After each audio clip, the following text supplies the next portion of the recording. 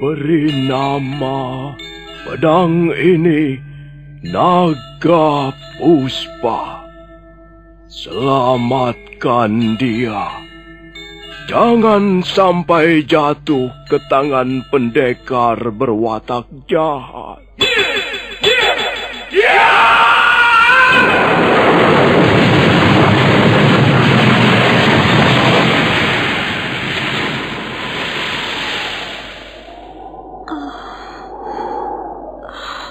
Kakang Kamandanu, kau masih juga tidak percaya bahwa aku mencintaimu. Mesin, maafkan aku, Mesin. Mesin. Mesin!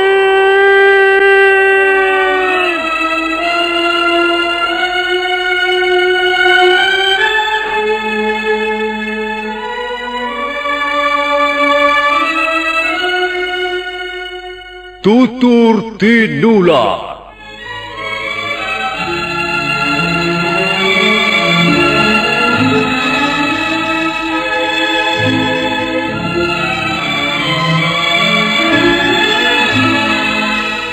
Sebuah sandiwara radio serial, produksi Sanggar Cerita dan Teater Sanggar Prativi.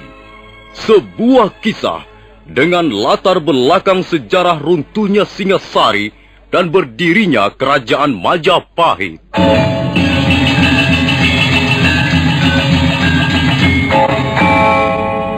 Sandiwara ini didukung oleh pemain-pemain radio yang sudah ternama. Ferry Fadli, Yvonne Rose, dan Eli Ermawati.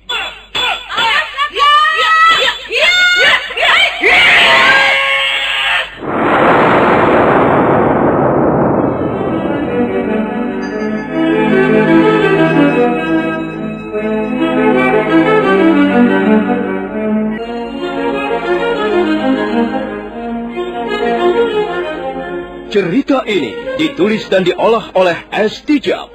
Hiasan musik dan sutradara C. Ispriyonoka. Kali ini mempersembahkan episode ke-10 dengan judul Pemberontakan Rangga Lawe.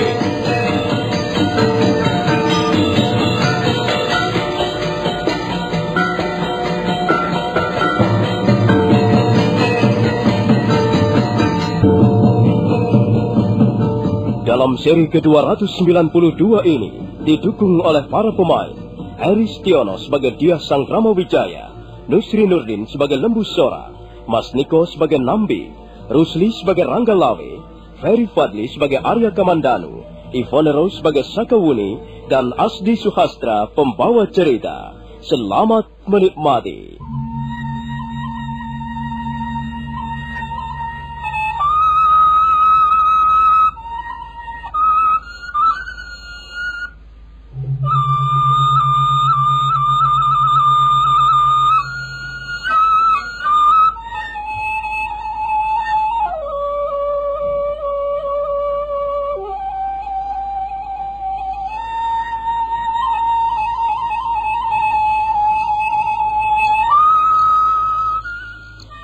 Malam itu suasana di sekitar istana Majapahit sunyi dan lengang. Hanya terdengar bunyi gamelan sayup-sayup sampai di kejauhan. Arahnya dari Taman Sari di belakang istana. Sang Prabu Kertara Jasa Jayawardana menerima Lembu Sora dan Nambi di ruangan pribadinya. Mereka bertiga masih akan membicarakan persoalan Rangga Lawe. Saya ingin mengusulkan sesuatu, Paman Lembu Sora. Dan saya harap usul saya ini nanti memperoleh tanggapan dari Paman Nambi. Karena pada dasarnya, usul saya ini menyangkut diri Paman Nambi juga. Apakah Gusti Prabu sudah merencanakan sesuatu? Begini, Paman Lembu Sora. Setelah saya pikir-pikir kembali, setelah saya renung-renungkan kembali, saya kira ada baiknya kita menuruti saja apa keinginan Rangga Lawe itu. Oh, Gusti Prabu. Tunggu sebentar, Paman Lembu Sora. Saya belum selesai bicara. Oh, baik. Baiklah Gusti Prabu. Maafkan hamba Gusti Prabu. Saya tidak ingin perselisihan ini menjadi berlarut-larut. Saya tidak ingin apa yang telah kita perjuangkan selama ini dengan susah payah akhirnya justru rusak dari dalam oleh teman-teman kita sendiri. Sekarang ibaratnya kita tinggal memetik buahnya. Kita sudah sekian lama berjuang, dan sekarang kita tinggal memetik hasilnya. Ampun Gusti Prabu, hamba terpaksa menyela bicara. Ampun Gusti Prabu. Memang sekarang ini ibaratnya kita tinggal memetik tanaman yang sudah susah payah kita tanam sebelumnya. Tapi menurut pendapat hamba, jika Gusti Prabu meluluskan keinginan Ranggalawe, hamba kira keputusan itu kurang bijaksana. Aku tahu maksudmu, Paman Lembusora. Tapi sepertinya Ranggalawe tidak bisa kita halang-halangi lagi. Nampaknya dia sudah bertekad untuk melampiaskan rasa tidak puasnya. Dan kalau sampai Ranggalawe pulang ke Tuban, kemudian menyusun barisan, kita semua bisa membayangkan apa yang akan terjadi. Pertumpahan darah di antara teman sendiri akan segera terjadi di bumi Majapahit. Dan hal inilah yang tidak kuinginkan, Paman Lembusora. Karena itu, aku lalu mempunyai pikiran yang lain. Kalau misalnya keinginan Ranggalawe kululuskan, dia kuangkat menjadi Rekrian Mapati. Barangkali pertumpahan darah di antara teman sendiri bisa dicegah. Tapi tentu saja hal ini harus ada persetujuan dari Paman Nambi. Bagaimana Paman Nambi? Coba tolong kemukakanlah pendapatmu. Apakah Paman Nambi rela kalau misalnya jabatan Rekrian Mapati diambil alih oleh Ranggalawe? Ampun Gusti Prabu. Gusti Prabu adalah seorang raja, sedangkan hamba hanyalah seorang kawula. Apa yang menjadi keputusan Gusti Prabu, tentulah akan hamba terima dengan senang hati. Sebab Gusti Prabu tentulah sudah memikirkan akibat buruk baiknya. Tentulah Gusti Prabu sudah mempertimbangkan sampai hal yang sekecil-kecilnya. Ampun Gusti Prabu. Kalau misalnya Gusti Prabu ingin merubah keputusan tersebut, silahkan saja. Hamba rela melepaskan jabatan Rekrian Mapati demi Majapahit tetap tenang dan sentosa. Terima kasih Paman Nambi. Terima kasih atas ketulusan hatimu. Sekarang bagaimana Paman Lembusora?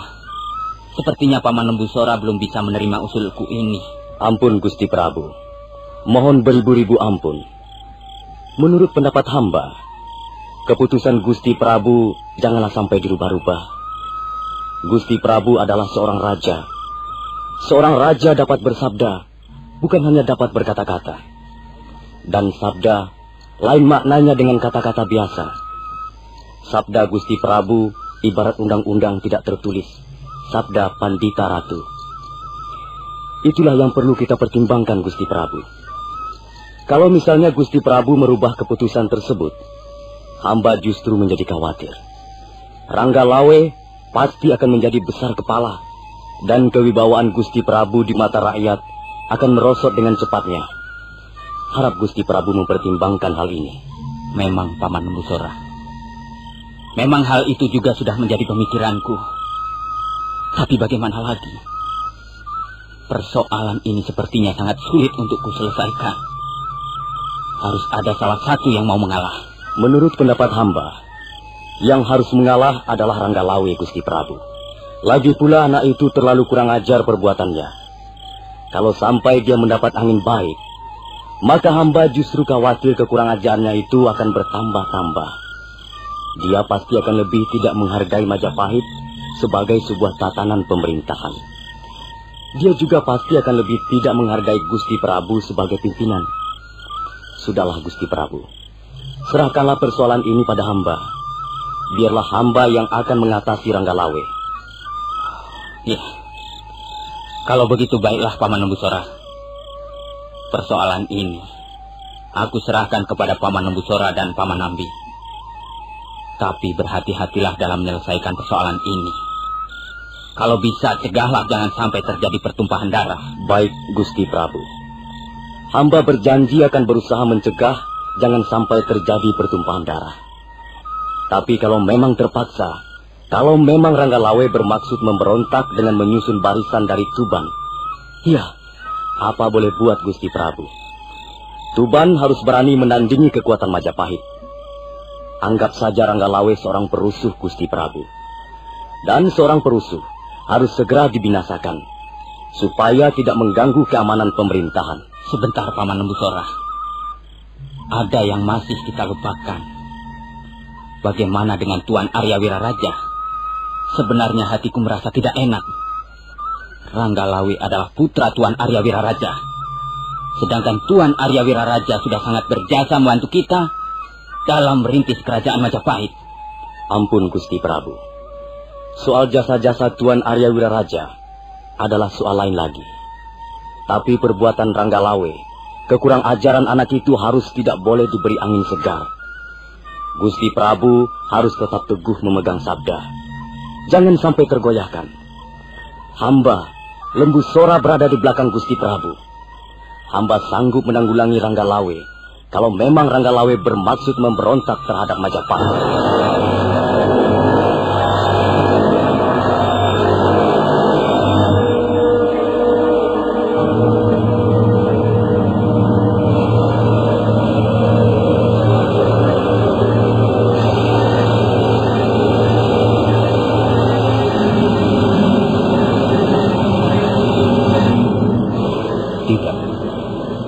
Aku tetap tidak bisa menerimanya. Gusti Prabu Kertarajasa telah berbuat tidak adil. Mengapa beliau bisa mengangkat Nambi menjadi Reklian Mapati? Pasti semua itu Nambi yang licik. Nambi memang pandai mencari muka, pandai menjilat di depan Gusti Prabu. Dan rupanya Gusti Prabu kurang waspada menghadapi orang seperti Nambi. Dan akhirnya beliau terpikat. Beliau terpesona oleh penampilan Nambi yang serba manis dan memikat.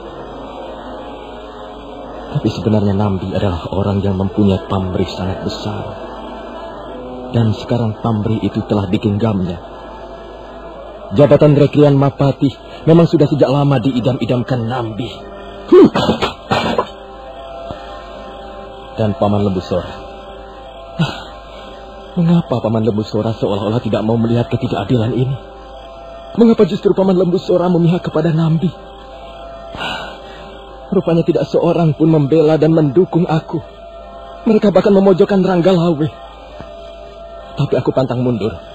Ya, Ranggalawe tidak bakalan kembali menjilat air ludahnya.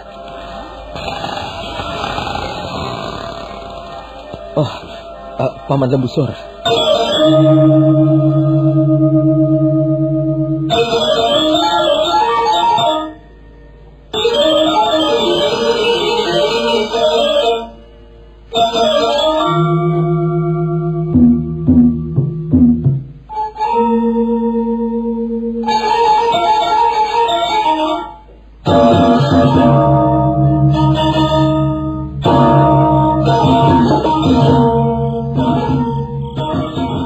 Datang kemari.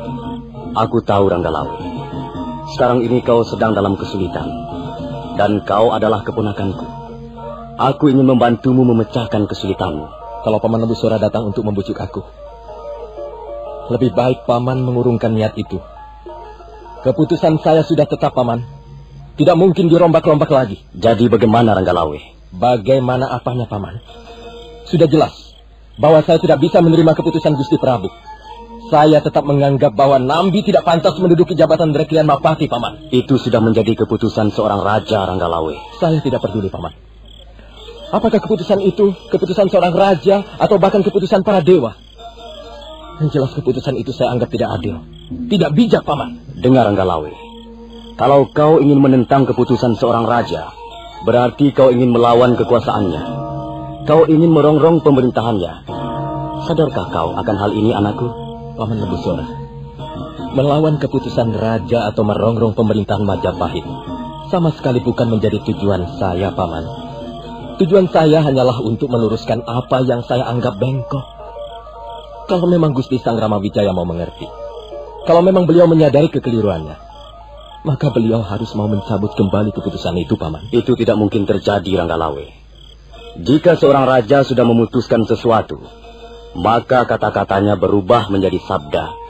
Dan sabda seorang raja adalah hukum, undang-undang. Tidak seorang pun kaula berhak merubah apa yang menjadi sabda seorang raja. Nah, ketahuilah Ranggalawe, sesungguhnya Gusti Prabu Kertarajasa sangat menyayangimu. Kalau toh Gusti Prabu menunjuk Nambi agar menjadi Rekrian Mapati, tentulah beliau mempunyai pertimbangan-pertimbangan yang lain.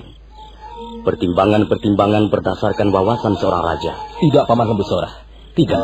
Bagaimanapun juga saya tetap tidak bisa menerima keputusan itu. Lalu apa yang akan kau lakukan, Ranggalawe? Kau ingin berperang dengan Majapahit? Kau dalam kesulitan besar, Ranggalawe. Kau harus memikirkan kembali sikapmu. Janganlah hanya memburu nafsu. Paman Lembusora, terima kasih atas nasihat-nasihat Paman. Tapi saya tidak mungkin menarik kembali apa yang sudah menjadi keyakinan saya, Paman. Apalah artinya? Saya ini menjadi manusia. Jika saya harus menjilat ludah saya sendiri, saya masih cukup mempunyai harga diri, Paman. Barangkali orang-orang mengatakan bahwa Ranggalawe sombong. Tapi sesungguhnya saya hanyalah seorang manusia yang ingin hadir seutuhnya, Paman. Saya tidak ingin hadir sebagai manusia compang-camping, manusia yang tidak mempunyai pendirian, manusia yang tidak mempunyai keyakinan teguh, manusia yang hatinya miar-miur, hatinya mudah diombang-ambingkan oleh angin utara ataupun angin selatan. Tidak, Paman, tidak. Paman Lembusora keliru kalau Paman mengira bahwa Paman bisa membujuk saya. Ranggalawe, janganlah terlalu keras kepala. Kalau misalnya sekarang ini kau bersedia kubawa menghadap Gusti Prabu Kertarajasa, dan kau bersedia minta maaf pada beliau, maka semuanya akan menjadi beres. Aku yakin Gusti Prabu akan dengan senang hati memaafkanmu. Gusti Prabu sangat menyayangimu, Ranggalawe.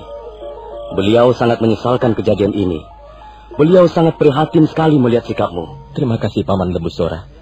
Persoalan minta maaf adalah persoalan mudah.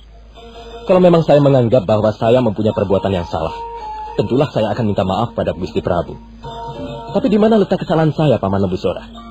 Dapatkah Paman Lembusora menunjukkan secara jelas di mana letak kesalahan Ranggalawe, Paman? Baiklah, terserah padamu, Ranggalawe. Aku sudah berusaha, tapi rupanya aku telah gagal meluruskan jalan hidupmu. Tapi baiklah, kalau boleh aku menasihatkan, lebih baik kau segera pulang ke Tuban. Kau bisa merundingkan segala sesuatunya dengan ayahmu. Nah, selamat malam anakku. Ya, selamat malam Paman Lembusora. Dan terima kasih atas kunjungan Paman.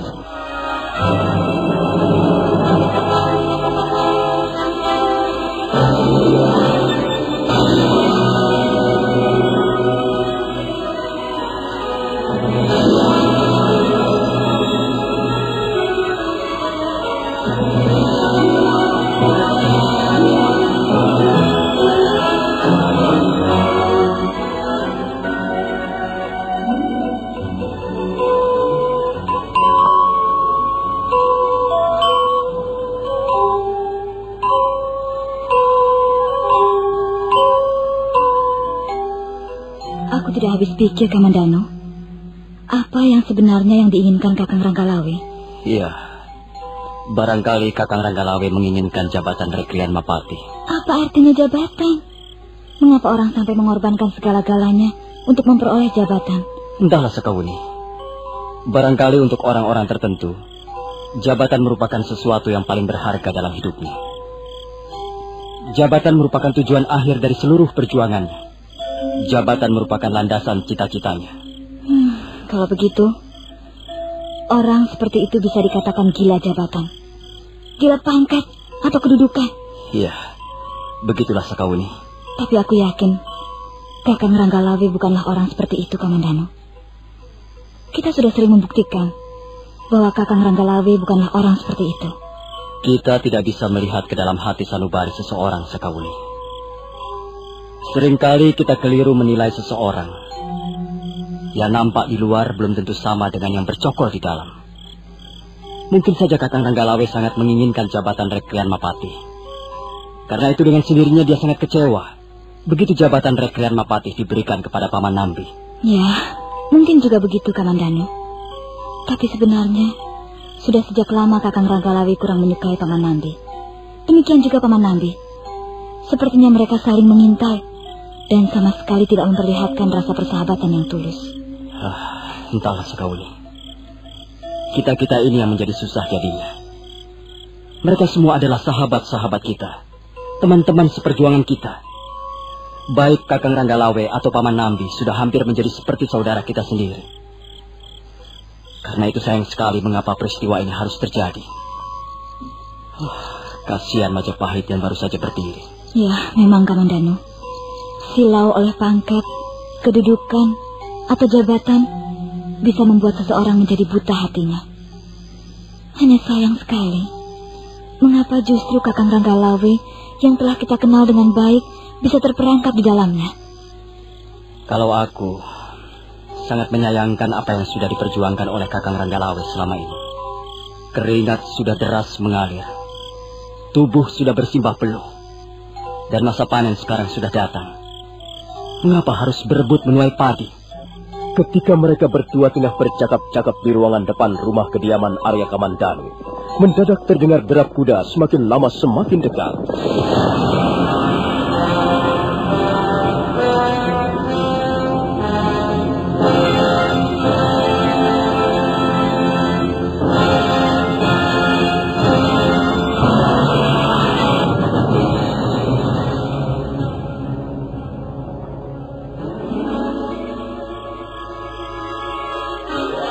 Penunggang kuda itu segera melompat ke halaman. Arya Kamandanu dan Sakawuni berdiri. Mereka melihat Ranggalawe berjalan menghampirinya.